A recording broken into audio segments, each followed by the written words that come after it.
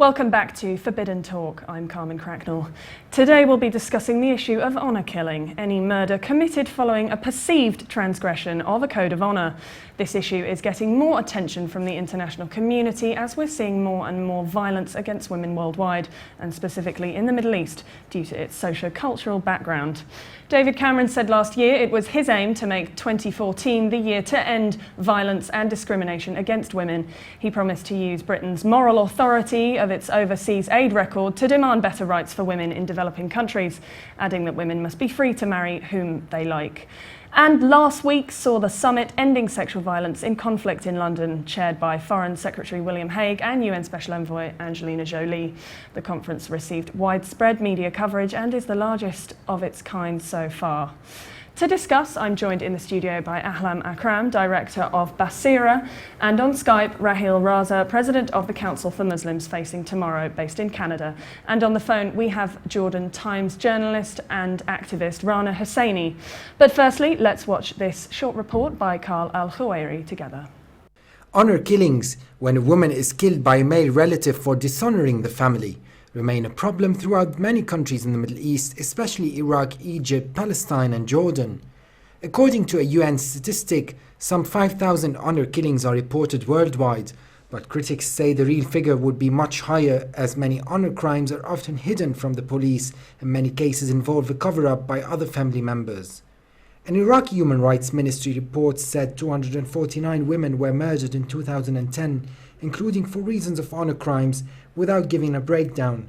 Amnesty International cites the ministry as saying at least 84 women were killed in Iraq in honor killings in 2009.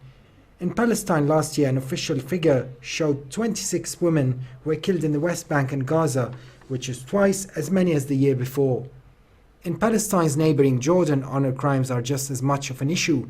A recent study by Cambridge University found that almost half of teenage boys and 1 in 5 teenage girls interviewed in Jordan's capital Amman believed that killing a daughter, wife or sister who has dishonoured or shamed the family was justified. Researchers concluded that religion and intensity of religious belief were not associated with support for honour killing. Instead, the main factors include patriarchal and traditional worldviews, emphasis placed on female virtue, and a more general belief that violence against others is morally justified. Pressure by civil society organizations has failed to curb these crimes, and attempts to change the laws that protect the perpetrators have also failed. And activists who oppose these crimes get accused of spreading obscenity. We're now joined directly by our Skype guest, Raza Raheel from Canada, and Jordan Times journalist and author of the book Murder in the Name of Honour, Rana Husseini. Thank you both for joining us. Thank you. Thank you. So I'll start with you, Ahlam. I've heard people say Western people just don't understand the concept of honour. Can you explain to me a bit what it means? Well, actually, no one in his own mind can understand the concept of honor in the Middle Eastern or Muslim perception, as it is directly connected to women's body. Sure. It's most unfortunate is that at the time they reckon that the woman is so well protected in that culture. At the same time they violate all her rights as a human being and as a woman, and that's why she is subject much more to scrutiny from the family and from the society, and ignoring her rights from the governments. And as I understand it, it's not always strictly a domestic issue. It can be, honour crimes can be perpetrated against women for things such as changing their religion. Of course, I mean, changing her religion, she would be considered an apostate, and the whole society will have that right to put her right, to bring her back to the religion or to kill her. But there is a complete difference between converting to another religion where there is the punishment for an apostate is clear in the Quran and in the Sunnah, while it is not clear in honor killing, because in honor there is two crimes. First of all, an adult, if the woman have a love affair with somebody outside not her husband, that would be considered adultery, and then she is subject to the crime, to the punishment, which is stoning to death. And although they try to put controls against that, which says that there should be 4 witnesses and that, but there is another part of it that if she admits it herself, all right, then she is subject to that punishment. And then you have honor killing when a young girl have a relationship with someone she wants to marry, or she's in love, or for any kind of, even sometimes a suspicion could lead her parents to get rid of her. The problem there is that there is a collaboration between the families and societies for protection of purity of the family name and so on, and that is totally related to some ayat and to Sharia law, where it clearly say that you can kill. First of all, it say do not kill a human being purely, intentionally, without right. But then they justify that right as when a person have an honor, to maintain his honor. We'll get back to this, but Okay. I'm going to go over to our phone guest, Rana. Rana, you're based in Jordan. How is awareness of honor killing there? I understand views have changed in the last 20 years. Yes, there has been a lot of work done on this issue in the mid-90s in Jordan it started by activists and civil societies, and it stretched to government, including the royal family. So there's been a lot of work done in Jordan, and now in the past, people did not know about these murders, did not know, they always accused women, that women are the source of evil and all of that. Now this is changing. It's not like 100%. But now I feel from when I started until now, the voices of people who are rejecting these murders is increasing. And this is very, very important. And, the social acceptance of this murder is shifting towards rejecting these murders and rejecting laws that used to offer leniency to killers in such cases. So all in all, I think the work that we've done here has paid off. But unfortunately, we still hear of reported cases every now and then. But in my opinion, we are going in the right direction. And Can I comment here, please? We cannot go in the right direction unless the government really change the laws concerning it. It's a deliberate crime against a woman. So unless the law is changed in the legislation system and approved by the government, then that is an improvement. The voices, the rejecting voices, although they are increasing and they are getting more and more, but the trouble, these people are well off enough to live a double life between Jordan, between the Arab world and the Western world, and their daughters are in a category of education and life that they are not subjected to this nonsense. So you have at least 60% of the societies in the Arab world where people are simple, uneducated, and they believe in this honor crimes. So unless you have the legislative system changed completely and clearly, at least you might see some kind of and we will talk about that a bit later, but we'll go now to our Skype guest, Raheel Raza. So Raheel, to the vast majority of people from whatever background, an honor crime is considered murder. And you mentioned in one of your articles people brushing off honor crimes as domestic violence or as teenage problems. How do the police and the legal services treat these crimes in Canada and the US? Well, we've seen from recent cases of honor killing in Canada. There was a huge case called the Shafia case in Kingston, Ontario. And in that particular case, the law enforcement agencies failed these young girls who had been reaching out for help.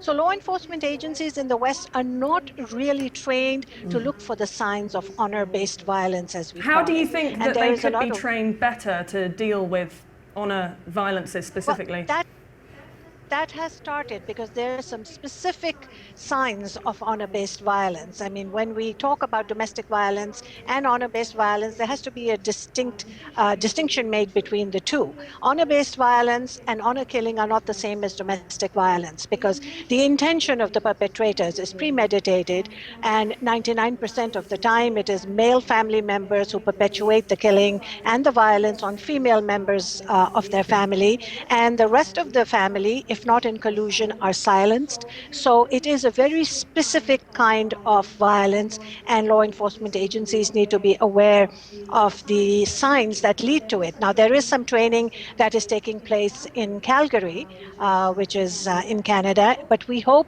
that all law enforcement agencies, social services, educational systems are made aware of the signs that lead up to honor-based violence, because these are young women whose lives are snuffed out just because nobody seems to understand what the nature of this problem is. Well, for those who don't know, recently the summit Ending Sexual Violence in Conflict took place in London, bringing delegates from across the world together to discuss all kinds of human rights and women's rights issues. We spoke to Dia Khan, director of the documentary Banaz, A Love Story, and Caroline Good of the Metropolitan Police. Here's what they said. I think yes. I think lawmakers, media people, politicians, even people within the affected communities, I think, are wary and very careful around addressing this issue, or even admitting that it exists in the first place, never mind actually doing something about it. And I think the reasons behind it is everything from fear of being called a racist, fear of being called an Islamophobe, fear of addressing violence against women within minority communities. And I think, my response to that is that I believe it is in fact racist to not tackle violence against women who are not white and who belong to these societies. I think if we reject and resign our responsibility as a community and as a country towards women like that, then I think that says a lot about truly what kind of democracy we live in and truly how inclusive our society really is. So I think there's a lot to be done, and I think political correctness and politeness and apathy it's unacceptable when it comes to the lives of young women. Well, Ahlam, you seem to agree with what Dia Khan said. As someone who works with women's rights issues in the UK, do you think this summit will lead to a real change on the ground in these countries where this is a real issue, both honour crimes and sexual violence? Well, I think there is an awakening in the Western world regarding certain cultural behavior that these immigrants bringing with them.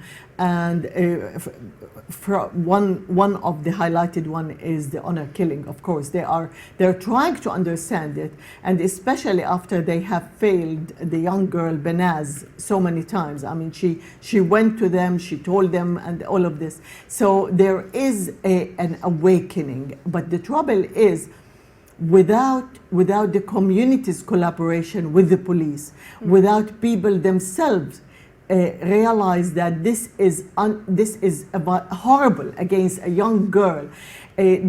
Of course, all immigrants are facing a double culture when they come here, and it is so difficult for them, for the ordinary young girl, to understand that the restriction coming from her religion and her society, while outside the freedom, and it's so tempting for them. But this is part of the British culture, this is part of the freedom, and it's a freedom of choice for the girl. Rana, how does the law in Jordan deal with these cases? As I understand it, Article 340 in the Penal Code allows men to go unpunished, and there's also the law of qisas, which some people seem to interpret for themselves. Well, the other good thing that happened in Jordan is that in 2009, the court and the justice system started dealing with these murders, and I would like to call them so-called honor crimes, because if we keep saying honor crimes, it's as if we are justifying the murder. So the justice system in Jordan started dealing with these murders as a regular crime.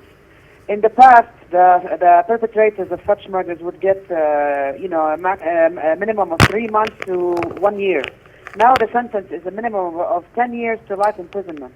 And this is very, very important for us. I mean, they didn't change the law, but they changed the application of the law. And this was very, very, another important achievement that was that we succeeded as a civil society. And this because this is something that we wanted the government to consider the woman as just a woman who is being killed. We wish that she is not killed, but when she is killed, we want justice for her. And this is what we got starting in 2009 until this day.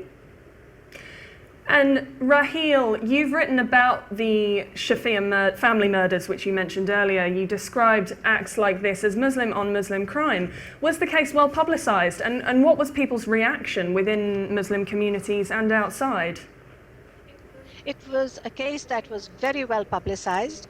The trial went on for a long time. One of the detectives on the trial has written a book about the honor culture. And the reaction of the community was the same that Ahlam and Rana have talked about, is the idea of political correctness. There were some women's organizations that were more interested in talking about whether the word honor should be used or whether it should be called something else, and the semantics of the terminology. Meanwhile, the cases of honor killings in Canada, there have been since 1999 22 honor killings in Canada. Some Sikh, some Hindu, but mostly in the Muslim communities. And that is something that we need to really wake up and think about. And I bring you to the documentary Honor Diaries, which then identifies that political correctness, the lack of awareness by law enforcement agencies, all lead into this. And there's something I specifically wanted to just very quickly mention in regards to the video that we saw at the beginning of this program. One country that was not mentioned is Pakistan. And while I'm so glad to hear from Rona that there are changes coming in Jordan, the changes that are coming in Pakistan are actually very negative. The numbers of honor killings, only the reported ones, have been growing by the year. In 2011, there were about 900 reported cases. In 2012, there were 1,000. So these are UN figures, and it's frightening because just 2 weeks ago, a 23-year-old pregnant woman was stoned to death in front of the High Court in the second largest city of Pakistan, called Lahore, while the public and the police stood by and watched this happen. A week later, there was a young girl, a 14-year-old girl, who the family tried to drown, and she survived. And she came out and blamed the family and said that this was for the honor of the family. So, until law enforcement agencies, until the government, until justice shows a stronger hand and the perpetrators are severely punished, like in the Shafia trial in Canada, they were given very severe punishment, and that has to stand as an example for the next person who thinks about honor-based violence, that this is going to get me jailed for life. But this is not happening in Pakistan. Is there no pressure in Pakistan for a change in the law that would recognize honor crimes as serious crimes? Well, you're talking about a country where the Taliban rule, more or less, and it's very hard to show pressure. There are grassroots women's organizations, I must say, but institutionally and at a government level, nothing is being done. The women's groups are pushing for change. They have been lobbying in the streets, but that's not enough. It has to come from the top down. And as Rona mentioned, there has to be change in the Sharia understanding of allowing people to get away with it. You see, what a lot of people don't want to talk about, because it's considered politically incorrect, is that much of this is based in Sharia law. The idea of qisas, of forgiving the perpetrator of the crime. And there are some religious clerics, which you see in Honor Diaries, who have said that it is justified under the faith. So when people think that they can get away with a crime like this because they are saving the honor of the village, the family, the tribe, and that this is justified, then we have a problem bigger than what we are willing to look at. Absolutely. Ahlam, are the police in the UK, do you think, getting any better at dealing with these cases and understanding how to handle them? I sincerely hope so. I'm not sure yet, because, as I said, without the help of the community, without a complete rejection from the religious clerics, because they are still hesitant in considering it a full crime. Because one of the things that a Muslim is allowed to kill in defense of his honor. Okay, and this is what was based to kill the adulterer woman. But at the same time, they keep saying that it has nothing to do with Islam, it has nothing. I think that the fact that every single ayat in Quran is subject to different various interpretation or understanding that combine the problem to make it much worse. Unless they come out clearly and say this is against Islam, because there are so many contradictory parts of things. And the other thing is changing of the culture that humiliate and look at the woman, look down at a woman by hadith. There are over 300 of hadith. More. There are hadith has been written 300 years after the death of the Prophet, and most of them could not be in according to any kind of mercy for women, which was supposed to be in the essence of religion. So therefore, there should be changing of culture and changing of the Sharia law and putting a real severe punishment for the perpetrators. Well, we'll go back to our phone guest, Rana. Rana, in Jordan, is this seen as a cultural or a religious issue? In my opinion, in Jordan and elsewhere in the world, I think it's more cultural. I don't really think it's associated to religion at all, because I've covered cases of Muslim and Christian women being killed here, and I've written about cases whereby women from different faiths, as Sikh and Yazidi, were also killed. I've never encountered the case whereby someone came and told me I killed because my religion told me to do so. Rather, it's always, they talk about culture and social pressure and family pressure. And unfortunately, in my opinion, some of these men are victims of their surroundings, because I really don't think that anyone would want to kill his sister or daughter that he grew up to live, to love and cherish and all of that. But the society is stronger than them. I think it's wrongful traditional traditions and beliefs that people have repeated over and over and over, and certain people just clinch to it, and they use it as a reason to kill their female relatives if they defy their rules that they have in their own opinion. Ahlam, what do you have to say to that? Well, what I would like to say is that in 2003, the Jordanian parliament voted down on Islamic grounds a provision designed to stiffen penalties for honor killing. Islamists and conservatives said the laws violated religious tradition and would destroy family and value. There is a connection. The ordinary I'm sorry, people, but the Islamists did not run in that parliament. I don't know where you got your information from. But well, this is reported by Al Jazeera, and don't forget that you have quite a good presence for Islamists in the parliament. We have to remember, though, that honor killing doesn't only happen in Islam. No, so it doesn't. It takes place, but the trouble, look, in a Western world, honor killing, when it comes, let's not call it honor killing. When a man walks and see his wife in bed with somebody else, of course you are subject to insanity or something, and that it's called a crime of passion. The punishment could be a little less, but it is a murder. It is a murder. While if it's happening in the Arab or in the Muslim world, it's not a murder, because religious clerics insist on the man was defending his honor, all right, as based on the haqq, the right of the man to defend his honor. Unless we clarify this interpretation and say a crime is a crime and he should be punished according to the crime itself, they're going to get away with it. But the leniency of the laws in these countries with these crimes, that's what encourages the perpetrator. And besides the silence of the society, the collaboration of the judges in a court of law, all of this undermine the life of this human being who has been murdered. Well, to get more views about honor killing in the Middle East, we interviewed some people in Gaza, and this is what they said. جرائم الشرف في فلسطين في منها مبرر وفي منها مش مبرر. لقيت لو واحد صارت معه قصة والقانون ما أخذش حقه، كيف بده يتجه على استخدام العنف بالإيد طبعا، لأن القانون ما أخذش حقه. بس لو القانون ماشي صح فيش حياخد حدا حقه بإيده. في البداية طبعا واقع جرائم قتل النساء في فلسطين هي طبعا غير مبررة، وهذه جريمة يجب أن يعاقب عليها القانون. يعني أنا بعرف حالات كثيرة طبعا، أخو يعني فتاة أنه قتل أخته من مجرد أنه سمع عنها أنها طالعة مع شاب، وبنفس الوقت تم الاعتداء عليها وقتلها، وأمام طبعا القاضي طبعا تحجج أنها على خلفية شرف، وتبين أن أخته طبعا هي فتاة لم تمس من أي رجل.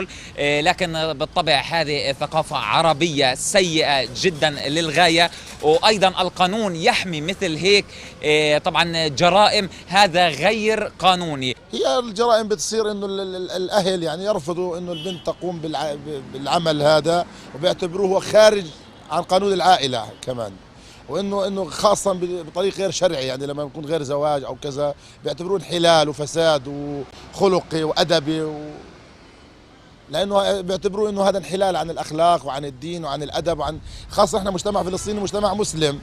نرفض يعني حتى كمان يعني ان المرأة هي لما غير انها تكون بشكل عقد زواج شرعي، هو اللي يحل لها انه يكون زوجها اللي يخرج معها بعقد زواج شرعي.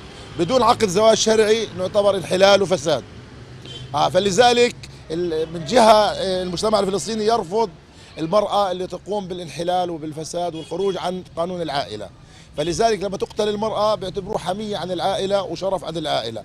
أما من جهة قانونية، القانون لحد الآن يعني ما شفتش إنه القانون طبق حالات المرأة أو كذا، ممكن يضع عليها إنه بيرفض إنها تقوم بالفساد أو الوساخة أو الحاجات هذه من جهة أخلاقية، لكن ما شفت إنه قام بالإعدام أو بالقتل أو بالإجرام. Well, Rana, we just listened to some people from Gaza. Do you think the views of people in Jordan would be similar to those questioned in our Vox Pops? Well, it's very hard to come and say how people think, but all in all, you would have, as I said, you would have people who still believe that women should be killed, and you have others who are against this.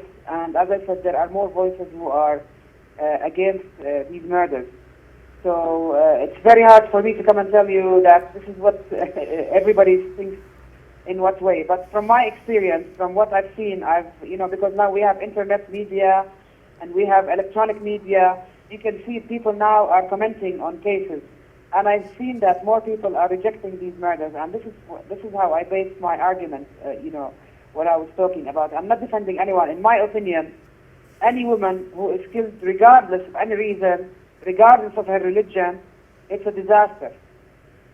For me, it doesn't serve a purpose if we come and say that so-called honor crimes are Islamic. Killing a woman in domestic violence is I don't know what. And at the end of the day, we have women who are being killed. So it doesn't serve a purpose really to label such murders or to demonize a certain society or a certain religion or a certain culture. Murder is murder, I think, in my opinion, regardless of the reason. Can I respond to Rana? Well, actually, the first person, he was saying that these honor killing, some of them are justified and some are not justified. And he again said that the law, the court of law, did not give him his right. So in a way that he is entitled to take his right in his own hands. Is this based on the Jordanian article in the law, or? No, I'm talking about the caller who said, from Gaza. What I would like to say that there is no justification whatsoever for killing, for murdering. Besides, the law, according to Sharia law, if it's a matter of honor, that the woman comes and then, according to Sharia law, she is supposed to be stoned to death. All right. Which means that which is easier for somebody to scandalize his situation much more, or to take it in his own. They are encouraging people to take the law in their own hands unless they come clearly and widely and openly without any hesitation to say that stoning is not from Islam. It was done 1400 years ago, and it's not good for today's world. The people will still find justification in a way or another. He says, how could I go to the law and then it's going to be a bigger scandal?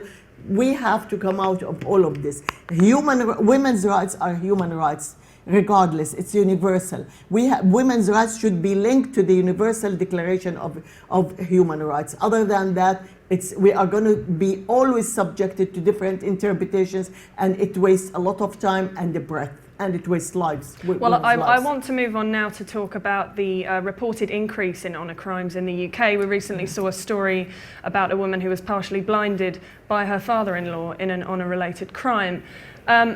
Raheel, here in the UK, the Guardian newspaper estimated about 3,000 girls each year were victims of honour crimes, which seems very high. But as we saw in the report, the UN estimated nearly 5,000 worldwide cases each year. Figures from different sources don't seem to match up. Do you see a rise in these cases in Canada and the US? Yes, I believe that there is a rise in these cases in Canada and the US. And as I had mentioned earlier, many of these cases go unreported. So the figures go up and down. But, you know, the World Economic Forum figures, the United Nations figures are showing that there is an increase. And I know for a fact that the Human Rights Commission in Pakistan had done research, and they have documented that there is a rise in honor killings. I want to very quickly make a note of this point about whether it is religious or not. Although honor killings do take place in many communities, it is the way that the perpetrators get away without being punished, which is very often based in the religion. And I think that that is a very important point to note. And I've mentioned this before, that unless there is punishment. Also, we have to look at the intention behind the crime. What is the intention behind honor killings? It's based in the tribal family structure, and women are considered half a human being in many of these societies. So when women are dehumanized, then it's very easy to harm them. And if it wasn't based in religion, then why aren't our religious leaders, our clerics, standing up and speaking outright against it? There is an appalling silence from the pulpit when women are hurt, when there are honor killings. They don't want to even address it. So we have to think about this. We can't be politically correct. There is definitely within Sharia, which is related to Islam, whether or not it was, brought about 300 years later. There are people who follow Sharia law. And what else is qisas? Qisas is part of Sharia law that allows, for example, a family member to forgive another family member. So a father can forgive the son who has committed an honor killing. And under the law of qisas, it is accepted. There are tribal cultures where these ideas are very alive and well. And if we want to change the culture of honor killing, we have to look deeper into this, and we have to accept that there is a part of religion in all of this that is happening in Muslim majority societies. And it's unfortunate that the numbers of honor killings are the highest in Muslim majority societies. And that does not demonize anyone. It just makes us aware that we have a big problem and we need to handle it. Ahlam, what do you say about that, and also about the figures from the UN? Well, the figures actually, the last time I've seen them in the UK, it's 2,800. I cannot imagine that there is. Yeah, last year actually it was 2,800, and it is on the rise. If number one, if it's on the rise and if it's that much, why they kept it so silent until now? How could it be? The other thing I would like to add to what Raheel has said is that the most unfortunate thing, that a woman in the Muslim perception is considered a property, part of it, property. So that's why he is free to do whatever he wants, and he gets away with our murder as well. And the law, the society, the patriotic thinking does assist in killing women, but it's a big problem. We have to face it ourselves. We have to be honest enough within ourselves to open this debate, whether it is related to culture, society, religion, everything. It's time to look at religion from a different angle. Otherwise, we remain as a laughing stock for the whole world. Well, Rana, have you seen an increase in cases in Jordan and by extension the Levant region of honor crimes? As I said, the cases still happen. It's not about increase or anything. For me, the murder number is the same almost. In the past, it used to be 25 to 30 reported cases. Now it's around 20 cases. But as I said, there is more awareness. There is more awareness among the justice system, the police, the public. The media also has started tackling this issue from a different angle. So this against women in general. And this includes, of course, the issue of so-called honor crimes. Well, lastly, we spoke to Mona Al-Shawa, head of the Women's Unit at the Palestinian Center for Human Rights in Gaza, and this is what she said. Honor killing is, we consider it as the worst type of violence against women, and unfortunately there is many honor cases in Palestine happened in Gaza and West Bank. This is all the time we keep saying this is according to our culture, and also it's related to how is they deal in the law in these cases. According to the law, unfortunately, we have a low punishment for the one who killed for honor reasons. But now the President Arafat, very late, consider this law deleted, and the punishment for anyone who killed a woman for honor reason will be high as a crime. We now also focus on to document all the cases of women, of killing women, not just honor cases, because we do believe that some cases happened and they record that as suicide or as an accident or whatever. And this year, this number really annoying us, because we have around 15 women have been killed. 3 of them are for honor reasons, but the others, the rest of them, for many reasons like suicide, misuse of weapon, or she burned herself. But we know that, and sometimes it's sort of killing. But in order not to say it is a killing, they said, okay, it's suicide or whatever. Ahlam, as Mona said, often these cases are presented as a suicide, but if the aim of the man perpetrating the honor crime is to bring back honor to the family, why would they want it to appear as though it were a suicide or an accident? Because, again, they don't want to scandalize themselves in a way, because to be as if you touched your family honor, if you have a big scandal and the family could ousted, you know, that person, that branch of the family, because there is something very important that in Islam as well, which is to maintain the purity of the family, and that purity is connected to the woman, you know, to the woman body in particular. What saddens me a great deal, to be honest with you, is that a couple of years, about 3-4 years ago, when I was in Jordan, I met with one of the top TV station correspondents, an educated young man. And when I started talking about honor killing, he said, I agree with you, it's horrible, but at the same time, I don't want it to be, I don't want the punishment to be reduced. And when I asked him why, how come, he said, because it is related to the religious values and so on. It should be maintained, but we should not. How could, the man contradicted himself within less than a minute. So if this is an educated person, and that's the trouble. We are, as societies and communities, we are not trained to talk honestly. We have to cover up things. We have to, the woman is supposed to maintain the role of her mother, her grandmother. If any deviation from that role. So perpetrating an honor crime is only acceptable as long as the whole community know it, but it's undercover at the same time. The whole community comes to know it, but it's again, they don't talk about it. They keep silent, you know. But it's assumed within the community that an honor killing has taken place. Pardon, I didn't. We got. It's assumed in the community that an honor killing has taken place. But for the sake of the authorities, the family tells the authorities that it was an accident. It could be. But the fact that the lenient laws, it makes them get away with it, you know, without any punishment. Raheel, I just want to ask a last question. How does honor killing affect men in the community? Well, the men are 90% of the times the ones who perpetrate the crime.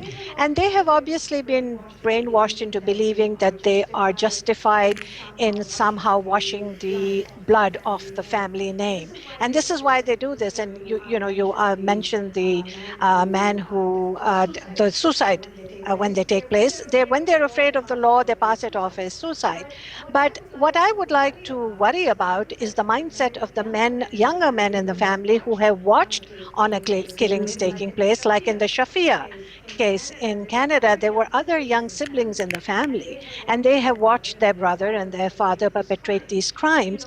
The psychological impact on these young men who grow up in families where they see that the honor of the family is more important than the life of the women in the family. So essentially what it's saying is that in order to claim the honor of the family or uphold the honor of the family, it's all right to harm the women of the family. They grow up with the same mindset, and psychologists will tell you that young men who grow up in this family atmosphere do carry on that mindset, and they are supposed to carry on so-called honor of the family. And therefore, this is a cycle that continues. It needs to be broken. There has to be a much better education of the boys. I've always believed that mothers who bring up boys need to train them to respect women in a much better way than we are seeing in many of the societies where honor crimes have become so common. So it's not just education of the women, it's education of the men as well. And they are the ones who do physically perpetrate the crime. And it's impossible for me to imagine that a father would kill a daughter or a brother would kill a sister, but they have. So they must have been brainwashed into thinking that this is the right thing to do. And Rana, one last question for you before we end our talk. How do you think communities in the Middle East in particular can progress with tackling honor crimes? I think education is the key. They were talking about education and that our population is not educated. Our population is educated, but unfortunately the kind of education is wrong. It's based on the education curriculum is filled with stereotypical images of women. It's based on memorizing. You cannot be creative or think to yourself. So I think if we don't change our education system, this is one thing, of course, we will never progress. I think another thing is that we have to have bold religious leaders from all faiths to speak up really clearly about religion's stand regarding violence against women. As it stands now, you either have religious clerics who are either afraid and they don't want to speak, so they hide, or you have others who misinterpret certain religious thoughts based on, or religious teachings, based on what they want, based on their agendas. I think we have to have someone who is very clear and bold that would really clarify all religious religions, and let's talk about the three main religions and their stand and their point of view regarding violence against women and the need to protect women. Because I think all religions have good ideas and good teachings, but I think it's the interpretation that is not correct. But as I said, I think if you look back 20 or 30 years ago, I think we have advanced much than I anticipated. I think we've reached a point where we are now being able to discuss our problems. In the past, we could not talk about this issue. It was taboo. Violence against women was taboo. Abortion, molestation, rape, so-called honor crimes, virginity issues, all these things and more were taboos. Now these things are being discussed, and this is another way of, progressing. If you look back to Europe and elsewhere, in the past the situation of women was similar. You went through many things, including the war, the Industrial Revolution, and so forth, that changed the status of women. And I think in our part of the world, the women's status is changing. You will have people who will stand against that, and we've seen that. But then you have others who are pushing forward. And I think we have to focus on the ones who are pushing forward, put our hands with them, and just go forward. Ahlam, would you like to add a final comment? Oh, well, the final comment is that the rise of political Islam in the whole area and the whole region actually have played a very negative role in the developing of those societies, as well because they started interpreting in various ways, and that's what puts the ordinary simple person in confusion, you know, in a state of confusion, what's to follow. But again, the leniency of the legislation system, I mean, family status law and others, is very, very harmful for women in the whole area. Without changing that completely and connected to the Universal Declaration of Human Rights, there will be no development and no change and no democracy, because in my view that unless justice for women is the justice for women is the founding work, is the foundation of any change in the whole area.